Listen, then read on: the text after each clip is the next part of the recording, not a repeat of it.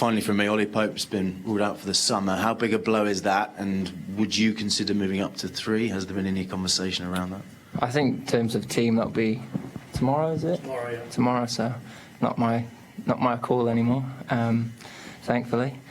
So it's a big blow there. Ollie's been phenomenal for us for the last 18 months. He's stepped up as vice captain of this team, and as the more responsibility that's been given to him, the more you've got out of him as a player, as a leader within the group. It'd be a big miss for us. Obviously, he's a hell of a player, and he's a great mind to have in the group as well. I think Ben gains a huge amount from having him as vice captain, as do a number of the guys around. So of course it'd be a big loss. He's been an integral part of this team, and will continue to be for many more years to come. Joe, as you said, there's been an incredible amount of talk and discussion about what happened at Lord's over the last 24 hours. When Prime Ministers start talking about cricket and Ashes series, does that amuse you, or does it interest you? Do you think it's helpful in terms of the whole atmosphere around this series? I try and avoid politics when it comes to press conferences. So, well, politicians are getting involved in cricket. Look, I don't think it makes any difference to how we go and play this week. As I say, we've got a must-win game, and we've got nothing to lose as a team. We'll just throw everything at this week, and make sure we give ourselves the best chance in getting back into this series and and playing our best cricket. That's all we can control now. That's all we can do. So you've got to draw a line under it at some point, some time. And yeah, I think for us, we just got a great opportunity in front of us now. We've got to see it as that. As I mentioned, we're going to have brilliant support, and we've got to thrive off that. And when we find ourselves in a position in the game which we can take advantage of, we've got to grab it with both hands. Yeah, I want to talk about the atmosphere, and you're right, of course, that England have produced some incredible performances here over many years. There was behaviour, particularly by some MCC members, in that privileged long room position, which was, I think, disappointing to everybody. You know the Yorkshire public very well. What would you say to them about what kind of behaviour they should bring to this match here? Support England. I think that's the most important thing. You come to support your nations. It doesn't need to go beyond that. It should never go beyond that. Everyone should be here to enjoy the cricket on the field. And that's what it should be about. It shouldn't be about anything other than that. So come here, support your team, do it to the best of your ability. We'll play to the best of ours, create that brilliant atmosphere that's been created at this ground for on previous occasions, like in 2019, and we should have a fantastic week. Joe, I just want to ask finally, you talked about the legacy word, and I know that's what you're trying to do with the style of play, as well as, again, you referenced the kind of the ethics of it, I suppose. There's been a lot of talk in recent years about Australia changing their style and the way they want to be seen as a team. Do you think that's genuine? Do you think there is a different sense around I don't think it's Australia? really for me to say, to be honest. Like I said, I care about England cricket and this team and what we're about as a team, and that's our focus, is to do it how we want to do it. And we're very much at the start of a journey as a group, doing things in a different manner. But we'll know how we want to play our cricket, and we'll continue to play it that way. Still respect between the teams, or is that gone? Of course, there's always going to be respect there. But you're allowed to disagree on certain things and see the game differently, and clearly that is the case on this topic. Thanks very much. Okay, let's go Arif Yorkshire, ITV Yorkshire, and Bharat and then Vish. Hi Joe, just one from me. How special is a home test match, Ashes test match, for you and the Yorkshire boys? Yeah, I think whenever anyone gets the opportunity to play at the home ground, it's always special.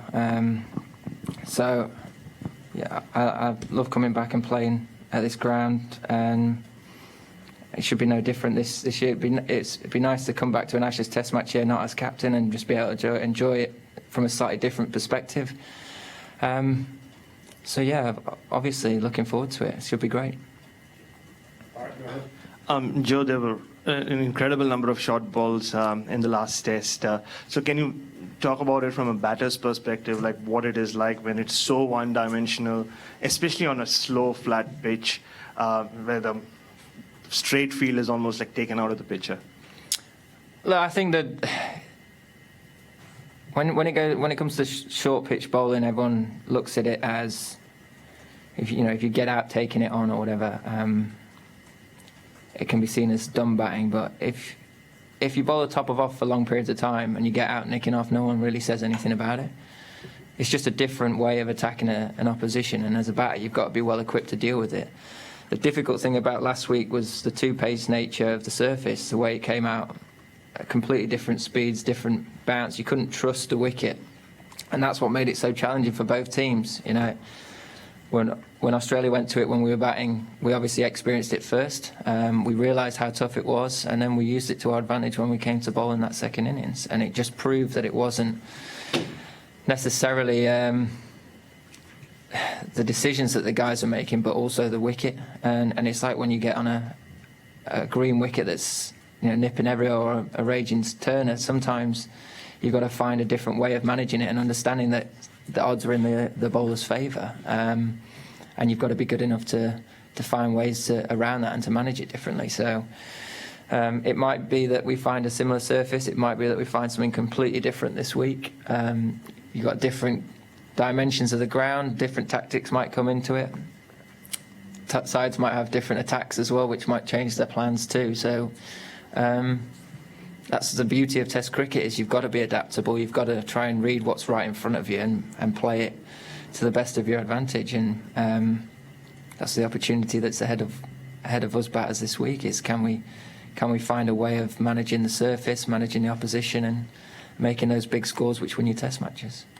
And just you spoke about like batters from both sides fell playing shots, and Neil Wagner made a career out of bowling bouncers at the early 80s or the mid 80s. So can you just say, is it the little bit extra time you have when it's not like flying over your head at 95 miles an hour that kind of coaxes you into playing shots just for any batter? I think it all depends on the surface. If you can trust the surface, it takes the decision making out of it, because you can trust your instincts.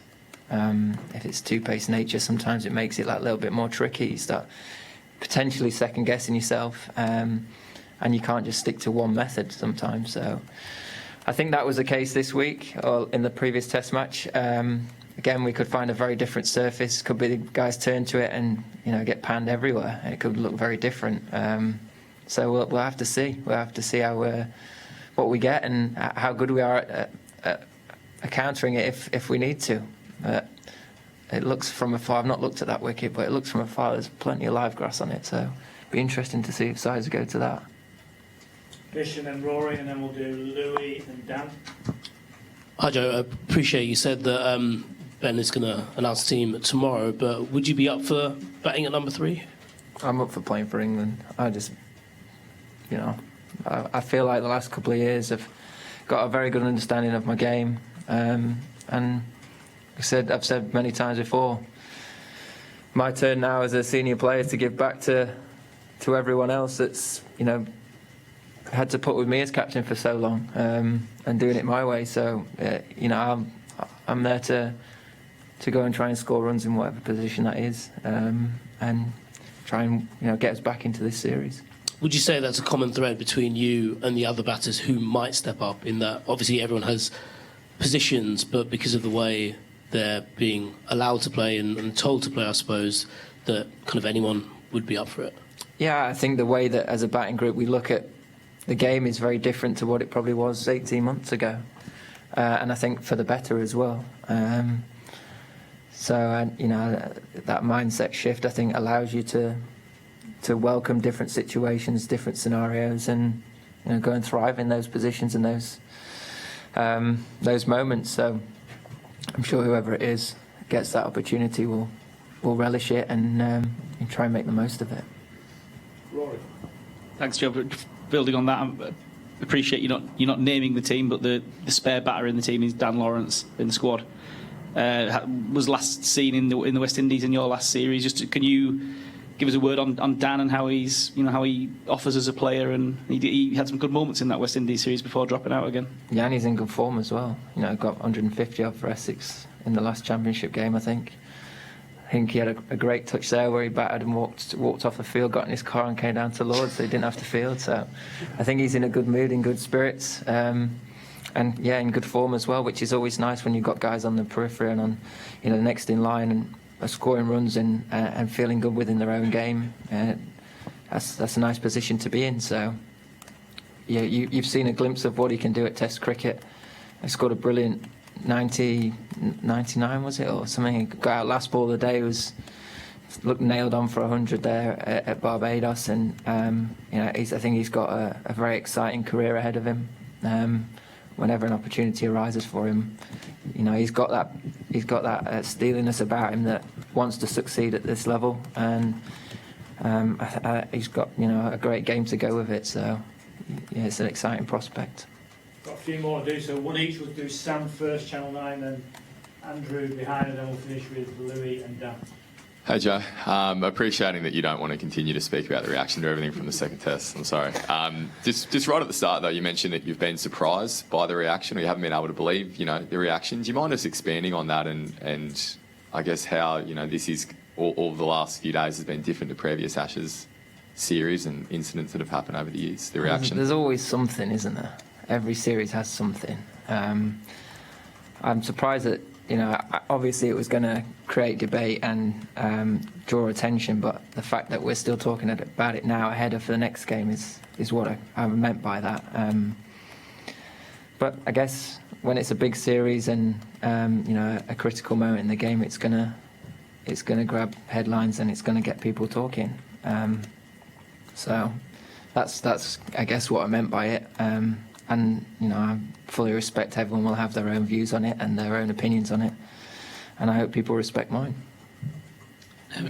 Joe, Steve Smith is reaching 100 Test matches this week. Yours and his careers have sort of run the same timeline. I appreciate you're in the heat of battle at the moment, but just what has stood out for you as a player from him, watching him closely as you have done over the years?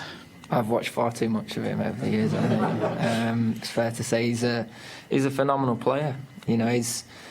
I think one of the most impressive things about him is you look at the first 15 or 20 games of his career and he was very much finding his way still. And then the way he's been able to manage his batting and situations, he's a very smart player. I think he reads the game extremely well at the crease. He's got a very unique way of playing, but he knows it inside out, and he seems to manage different passages very well and understand how he wants to score his runs. You can't be as successful as he's been for such a long period of time without a huge amount of skill and adaptability. And he's one of the great players in modern Test cricket. Love to see him struggle this week, but that's the nature of it. You can't take away the fact that he's a wonderful player.